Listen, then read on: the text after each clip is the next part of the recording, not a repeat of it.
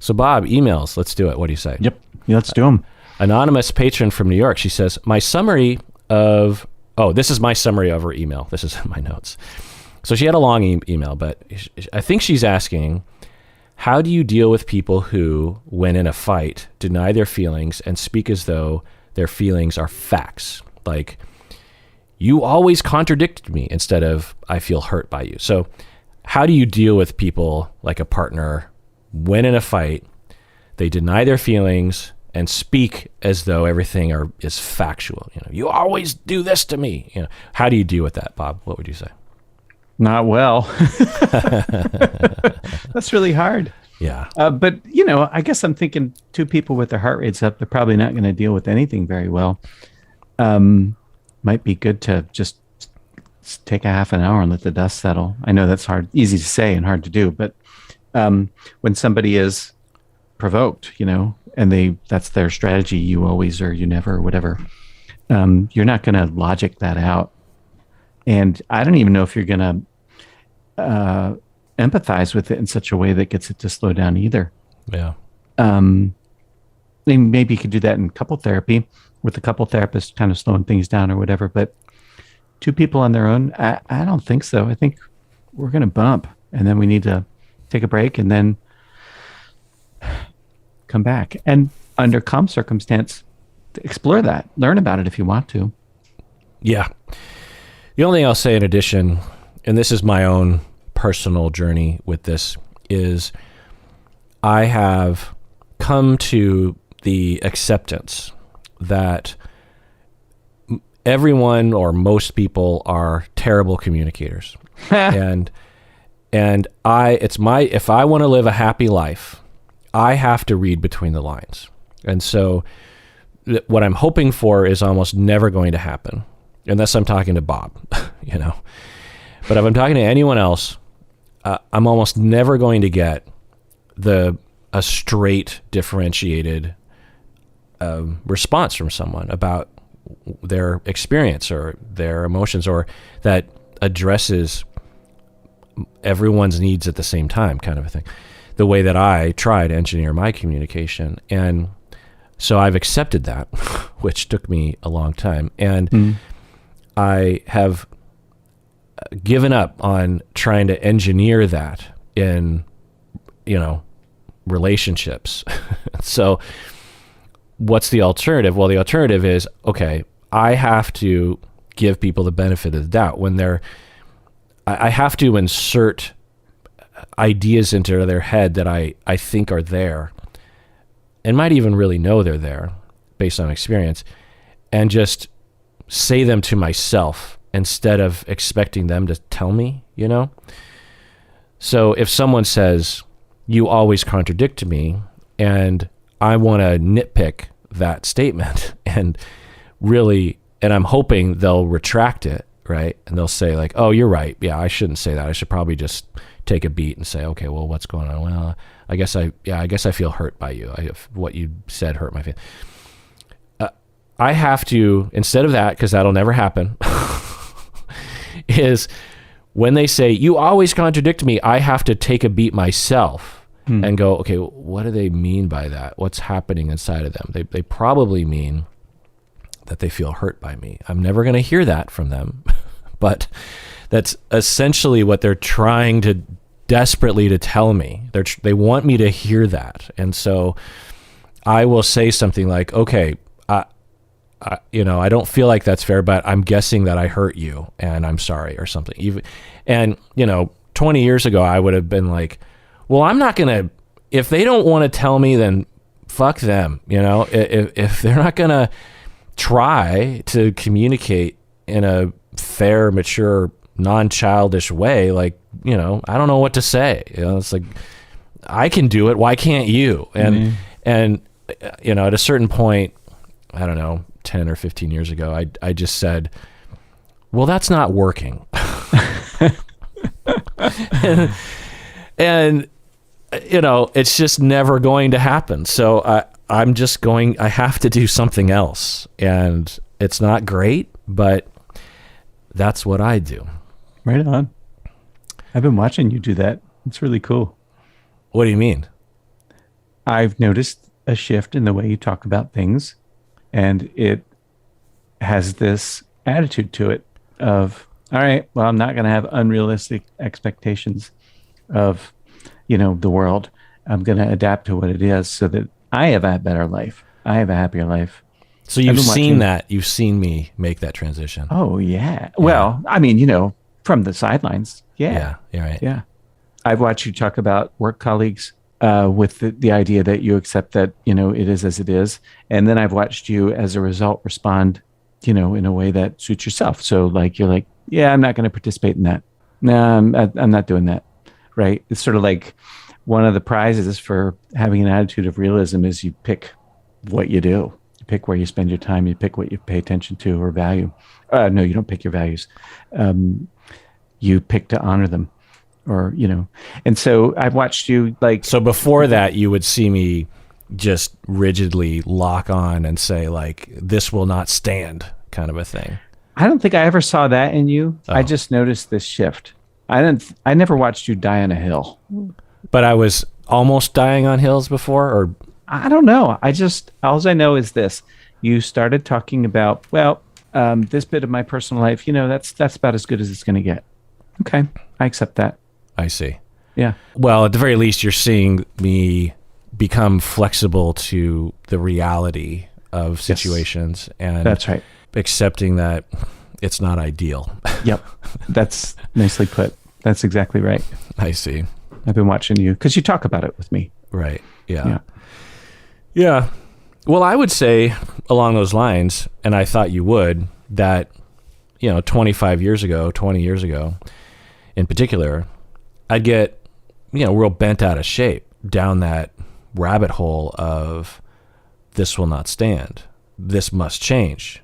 It's a line between giving up and letting other people walk on you, I suppose, and being wise about the realities of life. But one of the best thing, if not the best thing, maybe, of getting older and wiser is this.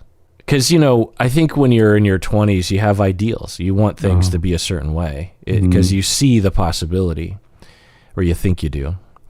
And you see it right before you, and you're just like, if we could just get there, then we could eliminate this problem. And then I think as you get older, you're just like, well, but it's never going to happen.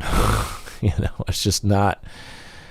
You can strive to improve, but the ideal is just never going to occur. Plus, looking back, the ideal when I was younger didn't necessarily involve me. It involved other people changing, and so there's that element as well of wisdom, I think. I always knew that I was half of every problem, but I don't think I really knew it the way I do now. The way I'm like, no, I'm at least 50% to blame for every problem. That ability to see it, and to really extend yourself into someone else's shoes, particularly around like tone and the way you're coming across. Sure. Right? You didn't mean it that way, but it comes across that way. Right. And yeah, I feel I've come a long way in that way. Right on. I mean, for you, Bob, this idea of giving people the benefit of the doubt, they're not communicating correctly or in a way that would be so easy if they just took a second to think and really take responsibility for their part. And they just don't do it on a consistent basis the way that you and I perhaps, at least convincing ourselves, feel that we are capable of. How are you dealing with that, Rob? When you first said that, the thing was, you always contradict me.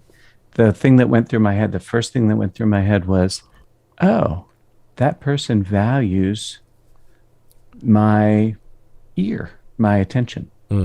They value it so much that when they get an opposite message, it really sets them off because they want me to hear them. Right. I can't say I can do that easily. I suppose my ability to do that is commensurate with my heart rate. If my heart rate's up, it goes down the toilet. If my heart rate's down, all I hear is longing. That whole sentence is just about longing. So you are good at this skill. I've gotten better at this, and couple therapy has taught me a lot about how to do it, because you'll watch two people who genuinely love each other, adore one another, want to be together, have these kinds of moments, and it's an expression of longing and need. Yeah.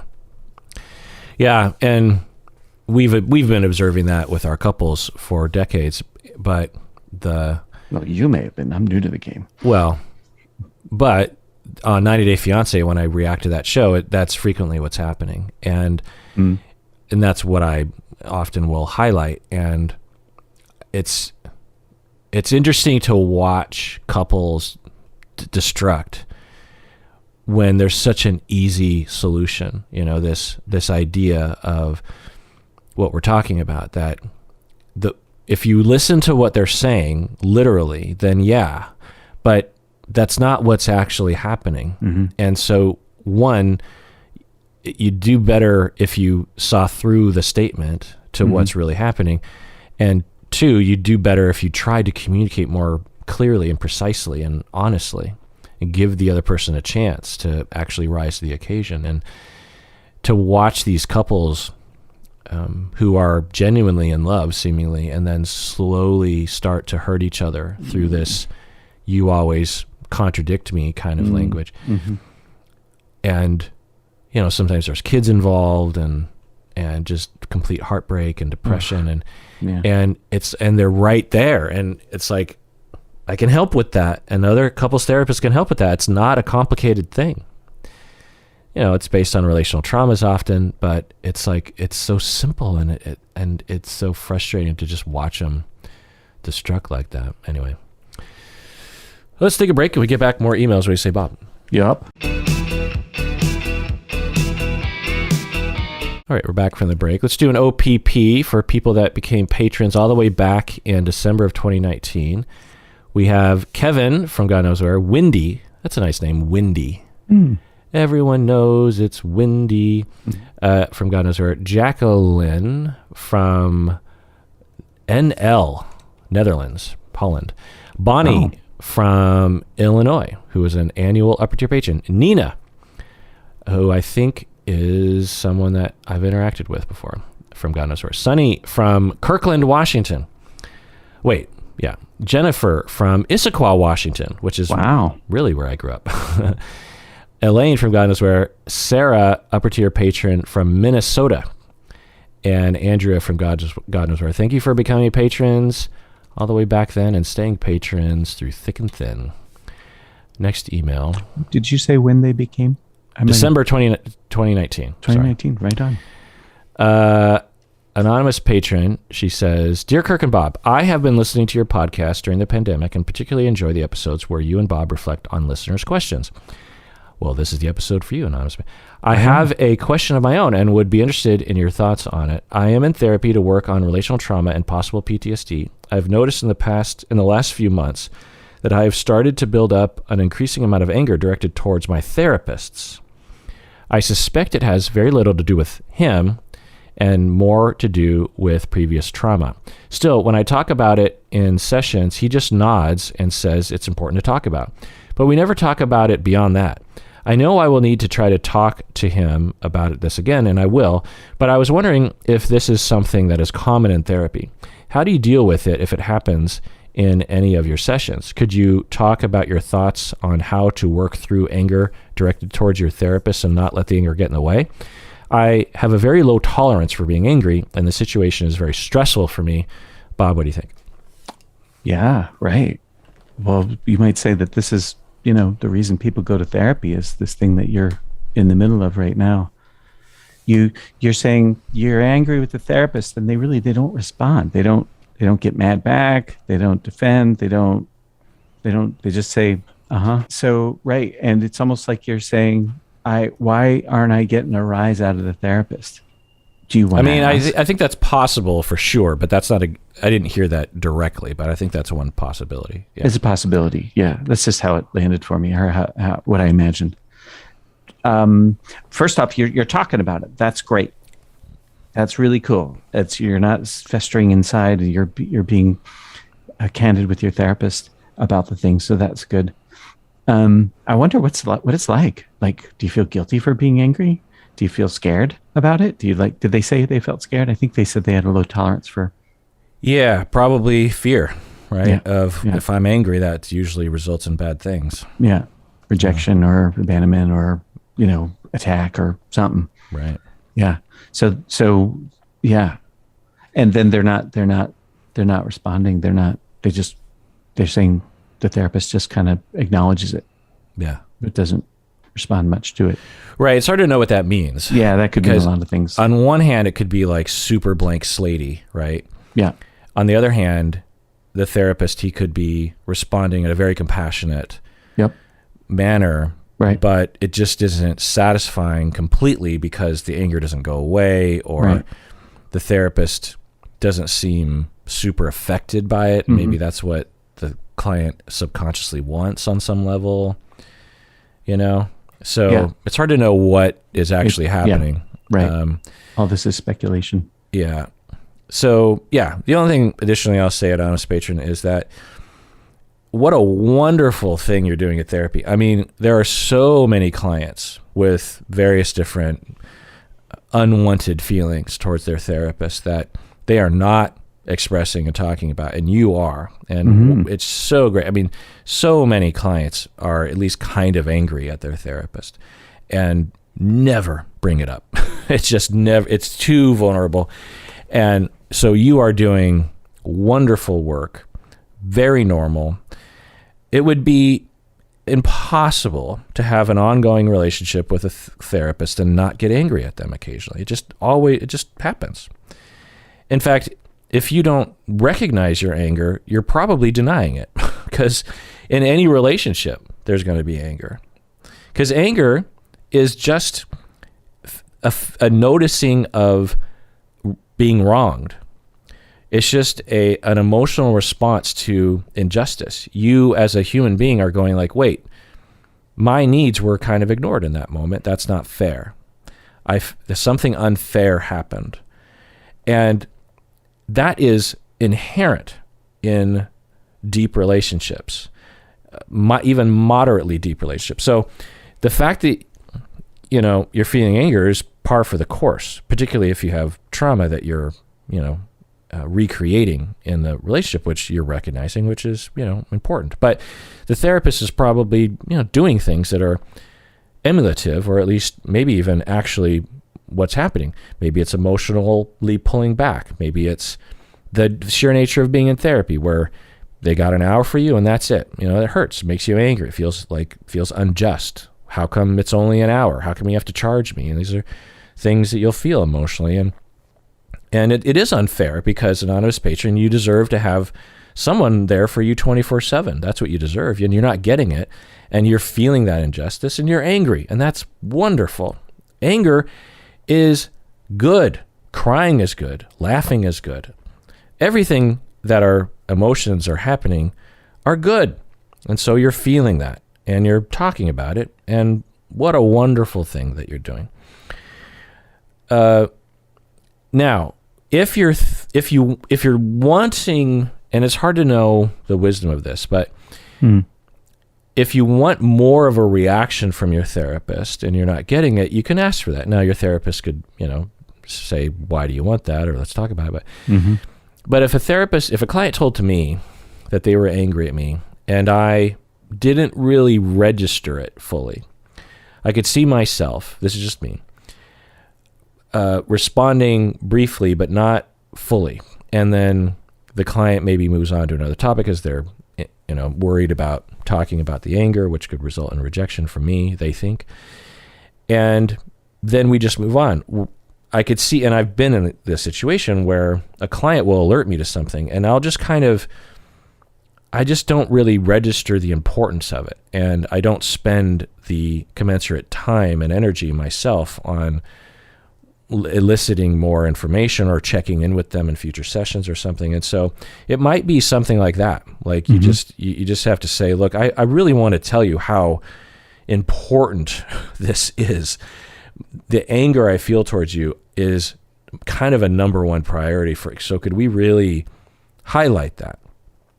Because, often, especially in longer term therapy, you just kind of get into this rhythm where you just end up talking about the same kinds of things, and you might avoid the things that are more risky, therapist included. So I don't know if that's happening, but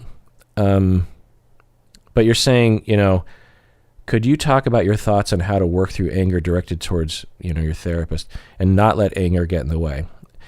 Now, anonymous patron, I'm guessing you already know at least the answer to the second part of the question. For me and Bob is just like, anger is not in the way. It is the thing. That is the therapy. It's not an inconvenience. It is the reason why you're there. So put it front and center, number one. Two, I'm guessing the anger is a phase that you're going through.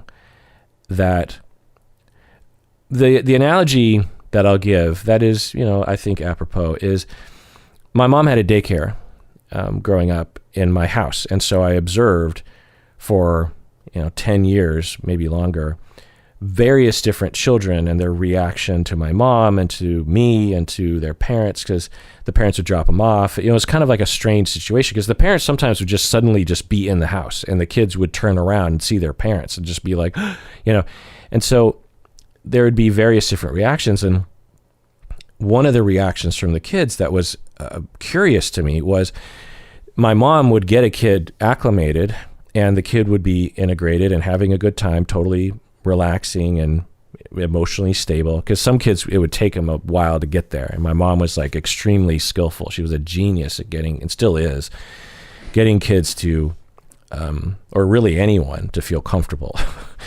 And she would get the kids to be comfortable. And then I would watch them and I'm like, wow, the kid looks comfortable. The parents would walk in the door and the kid would have a meltdown.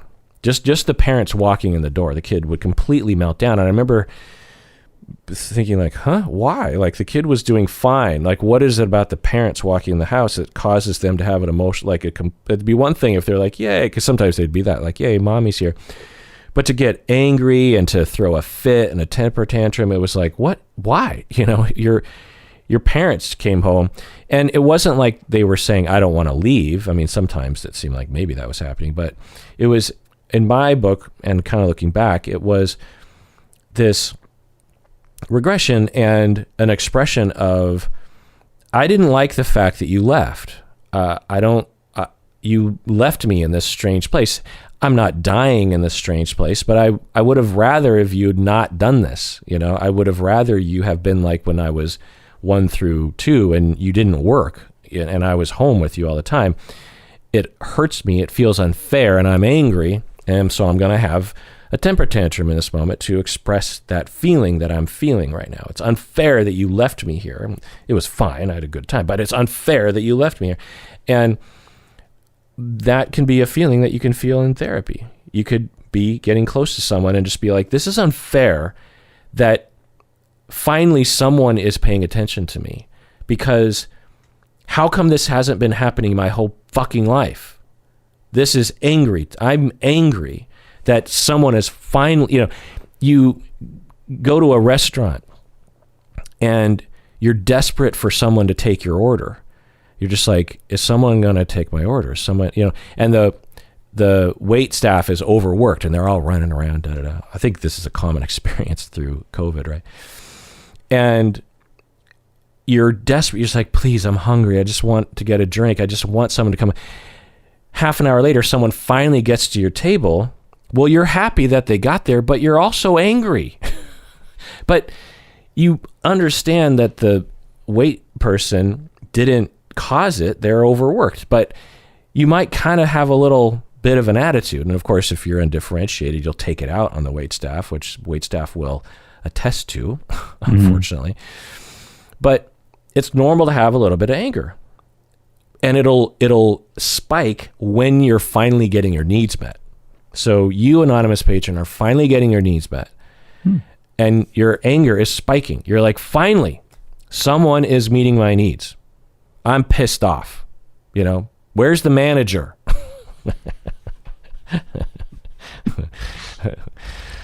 Here's interesting. Annual patron Soft Noodles, who actually won a listener award. Wow. For being I think best Discord community member. But she says, I really related to the Butler episode. And remember, Bob, we were talking about Butler syndrome. I do. Something that I think we made up on the spot, right? I've been thinking about that for years.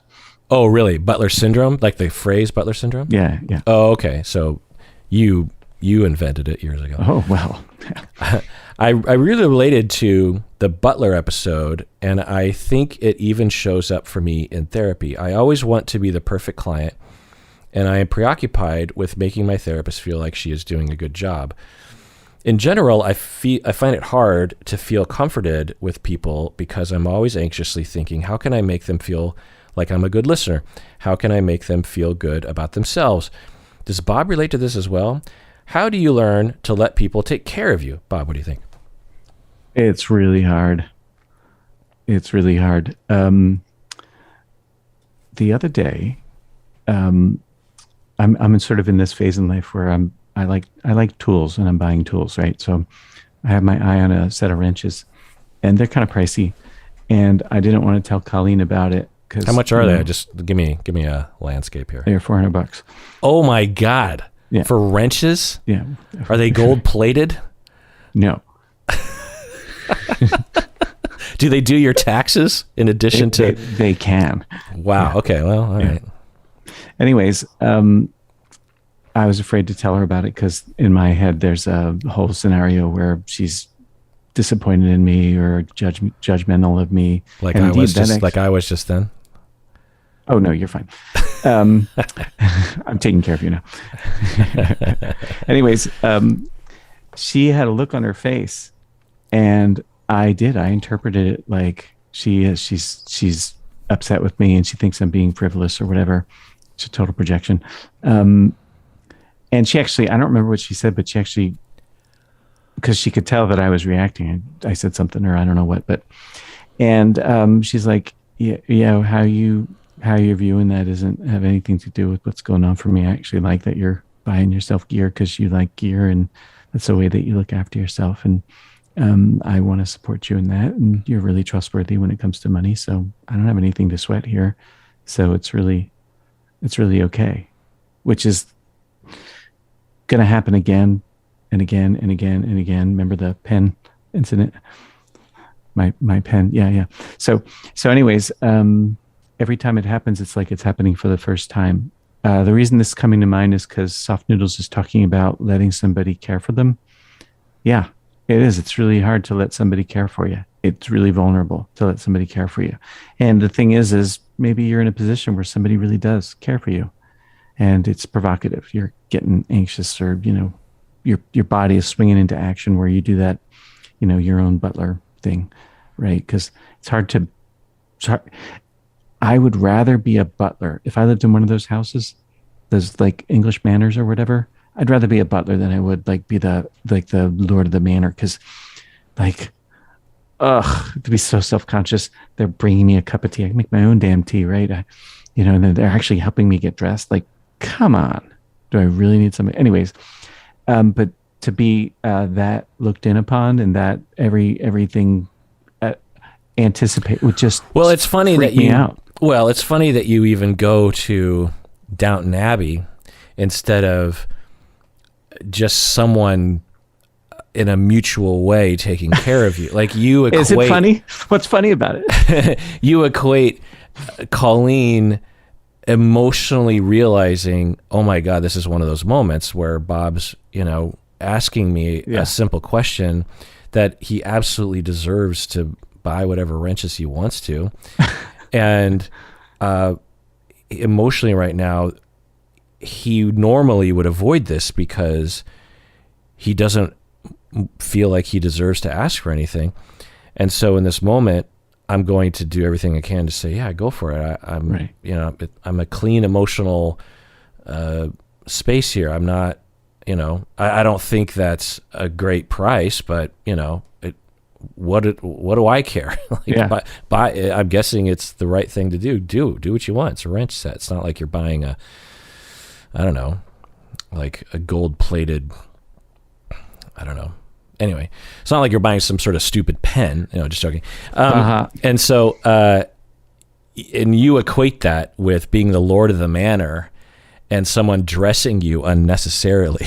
Yeah. That's what it feels like to you. When in reality, all you're doing is just saying, I'd like to buy this wrench set, and I've done all the research, and it would, it'd really mean a lot to me to have like the perfect wrench set. Yeah. But that's how it feels to you, because that's how you were raised. You were made to feel like your needs were that of a lord.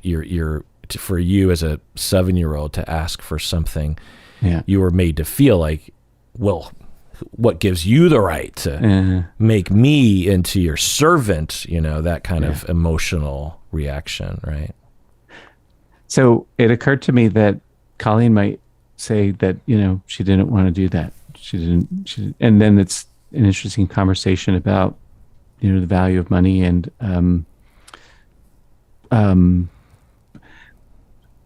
can I still feel safe even if she disagrees? Can I still feel safe even if I decide to do it anyways? Would it still be safe? Would that trigger her? Like there's a possibility for us to have a lot more nuance. And it scares me that could happen. Let's see. I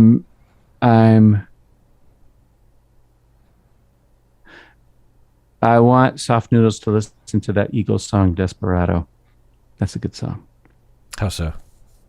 No, it's about a person who is flying solo and has a possibility of letting somebody actually care about them. Oh, is that what that's about? Yeah, great song. I have a funny relationship with the Eagles. On some level, like Hotel California is a straight up jam. Beautiful song. But then there are other songs like Desperado, honestly. And listen to it again. Witchy Woman and... no, isn't that Steely Dan? No. Oh, no, ELO. Isn't that ELO? Witchy Woman. No, Witchy Woman. No, it's an Eagles song called Witchy Woman. Oh, okay. Yeah. Right? Yeah, Let me look that up. Let's just make sure. Eagles, Witchy Woman.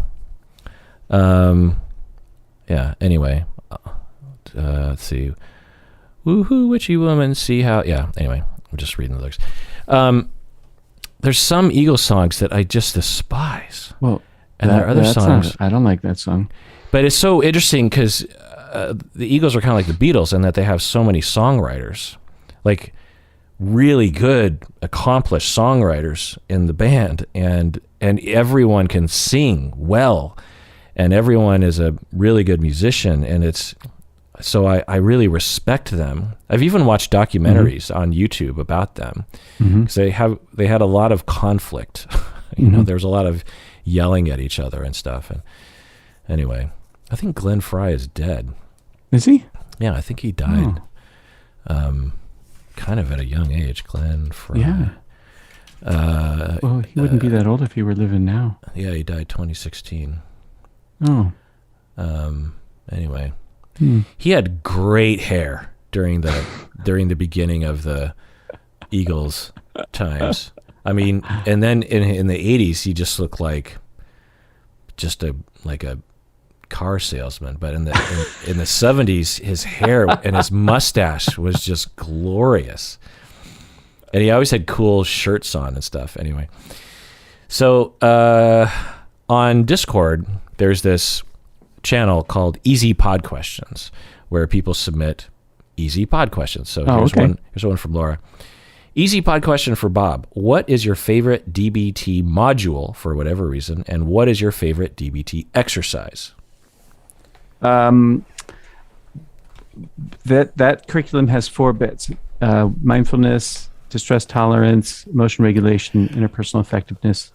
My favorite bit is mindfulness. My favorite DBT. Why? Oh, I should say why. Yeah. Yeah, I shouldn't just say. Because I think it's at the heart of all the other skills. So without it, you can't really get anywhere in DBT. And meaning like stopping and observing and allowing. Yeah, all of that. Right. Yeah. So if I don't slow down, if I don't, I won't behave skillfully, or I might not behave skillfully. Anyways, need mindfulness. And my favorite, what was it? DBT Exercise? Yeah. Oh, well, I don't know if it's my favorite, but number 66 in the observe section of that manual, I think it's 66. It's this putting, so the exercise is like an observing practice. So I see the light sees me. I hear the wind hears me. I smell the flower smells me. You kind of just switch it, right? I feel the shirt feels me. And when I read that, I thought, it's dumb. Why would anybody want to do that? And then I asked my class to do it with me, and we did it as a practice. And it was like being swaddled. It was fascinating. Like when I think about that, I actually can feel my presence in this room. Like I exist in this room. This room contains me. I displace air being in this room. I am existent. That's what that exercise does for me. I don't know if it's my favorite, but I really like it. Yeah. It also puts you in the wind and you're taking care of yourself, kind of, puts you into the outside, because you're not saying, I exist in this room and this room hates me. No, no. Yeah. You're saying, I exist in this room and this room contains me. It uncomplicatedly accepts me into its space. Yeah, it does. And every time I walk in. Yeah. And then you are personifying and anthropomorphizing the room and then putting yourself in their shoes and then taking care of yourself. You're containing yourself. I mean, I don't know. That to me, that's great. In addition to all the other things you're saying, in terms of like, I like that. Just the notion that you take up space for people who were treated in a way that didn't allow them to develop a sense of themselves and a sense of entitlement to taking up space. But you're firing on all cylinders today, aren't you? Why do you say that? Do you think? What do you mean? Why do you say that? That's a good description of what exactly the efficacy, what's behind the efficacy of that particular exercise. Oh, okay. Yeah. Alex on Discord says, I'm a psychology undergrad student currently looking at grad schools to become a therapist. During an info night session at a religiously affiliated university whose program is KCREP accredited, the speaker kept talking about how the program's curriculum includes being biblically based and spiritually based. This confused me because there are other religious affiliated universities whose MFT or counseling programs don't mention religion in their curriculum. What do you think of the counseling or MFT programs that include religion in their curriculum? Would this result in students being limited into practicing therapy through the lens of their religion? Bob, what do you think? No, it wouldn't limit you at all. I mean, if it's not your cup of tea, great, it's not your cup of tea. But no, it wouldn't. My mother went to a Catholic graduate school. It had a strong Catholic bent in it. It's actually where Salvador Minuchin was for a while, LaSalle University in Philadelphia. Anyways, and then she actually worked for a Catholic counseling clinic. Mm-hmm. And there was some kind of business with, like if somebody was coming in because they wanted to talk about getting an abortion, you had to sort of take a party line stance. I don't know. I know my mom didn't follow that. She wasn't going to do that. I don't know if the other staff did. So it's limiting if you let it limit you. Mm-hmm. That's what I would say. Yeah. In addition to that, I'll say that here in Seattle, most of the programs in counseling are religious institutions. And Antioch is one of the few, if not the only, aside from the social work program at the University of Washington, because you have, I guess Bastyr isn't really, but it's kind of, I don't know, call it New Age oriented, at least unofficially. But you have Pacific Lutheran, you have Seattle Pacific University, which is, I would call evangelical. I don't know if they would call themselves that. You have Seattle University, which is Jesuit. And you have the Seattle School, which is definitely evangelical. I don't know. Again, I don't know if they would call themselves that. But so most of the programs in Seattle are religious based, but there's a vast difference between some place like SPU and the Seattle School and PLU and Seattle U, and that for some of these religious, as you're saying, Alex, even though they're religiously, spiritually based, like Pacific Lutheran University, you could potentially never hear any talk about Lutheranism or religion in any of your classes. There's a chance that your professors might be atheists, that kind of thing. Whereas if you go to a place like Seattle Pacific, my understanding, and this is all anecdotal, is that the professors have to sign a thing saying that they are religious and they believe in Jesus, and that they understand that being gay is wrong. And, maybe that's changed, but there was a time when that was absolutely true. And as a student, you could go through the program and kind of, give it lip service, but just don't go along with it. But in my head, I'm like, well, why the F would you do that? I mean, because I would, people would come to me, having gone to some of these institutions, like particularly gay and lesbian students, having been discriminated against, and they come to me and they're like, oh, I'm glad I'm at Antioch because you don't have religion as a basis of your institution and your program. And I'm like, well, why did you go to a program that, if you are an evangelical and that's your gig, then go to an evangelical school and all the professors have to take some sort of vow to upholding Jesus or something, fine, that's your gig. But if you're not, why would you go to a school like that when Antioch is just sitting there and there's a separation between church and state? We talk about religion, but it's inclusive and not of a belief system. We don't have a belief system. It's like, clients have belief systems, and you as a professor and as a student can have a belief system, but we as an institution do not have a belief system. Why would you, especially counseling? That should be inclusive. I'm just like, okay, why, So, and also, I don't understand why people prefer, I get if you're Catholic and you want to go to a Catholic university, if you're Mormon and you want to go to BYU, I get it. But I just don't understand how, because if you polled, I'm guessing most of the people that go to these institutions, they're not religious particularly. But so it always just kind of boggled me that one, you would have so many religious-based counseling, because counseling should not be religious-based. It can be, but at least on average, it shouldn't be. It should be inclusive and more general, right?